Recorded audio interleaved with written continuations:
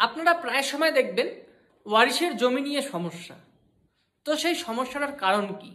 সেই সমস্যার কারণ হলো এটাই যে জমিটা যখন ভাগ করা হয়েছিল তখন সঠিক নিয়মে জমিটা ভাগ করা হয়নি, যার কারণে এখন সমস্যা। আপনারা প্রায় দেখবেন যে জমি বন্টন হওয়ার 50 বছর পরে আবার সেই জমি নিয়ে সমস্যা, সে ওয়ারিশের যারা ওয়ারিশ আছেন তাদের মধ্যে। কারণ এটাই যে সঠিক নিয়মে জমিটাকে ভাগ করা হয়নি। এটা নিয়ে কিন্তু খুব সাবধান থাকতে হয় যাতে ইন ফিউচারে এসব বিষয় নিয়ে কোনো সমস্যা না হয়।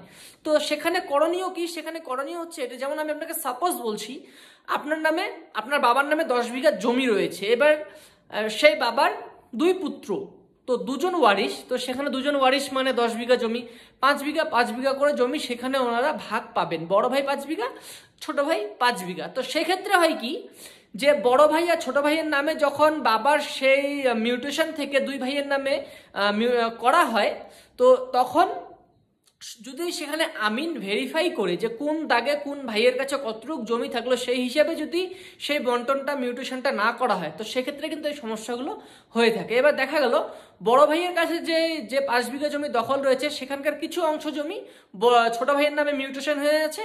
এবার ছোট ভাইয়ের নামে যে জমি রয়েছে সেখানকার কিছু অংশ জমি বড় ভাইয়ের নামে মিউটেশন হয়ে রয়েছে।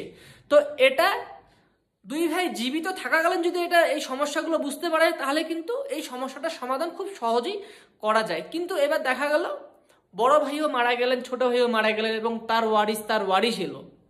এবার 2 ধাপ 3 ধাপ 3 সিঁড়ির পর দেখা যাচ্ছে সেই 3 সিঁড়ি, যে বড় ভাইয়ের 3 সিঁড়ি, সে দেখছে যে ওনার যে দাদু রয়েছেন সেই দাদুর কিছু জমির অংশ ওনার আরেকজনের কাছে সেই জমিটা রয়েছে। তো সেখানে কিন্তু এই সমস্যাগুলো হয় যে এ জমি ওনারা বন্টনের সময় সঠিকভাবে বন্টন না করার কারণে কিন্তু সেখানে এই সমস্যাগুলো হয়ে থাকে। তো আশা করি বুঝতে পারছেন। এই বিষয়ে যদি আপনাদের কোনো প্রশ্ন থাকে আপনারা করতে পারেন, আমি অবশ্যই আপনাকে যথাযথভাবে এই বিষয় নিয়ে উত্তর দেওয়ার চেষ্টা করব।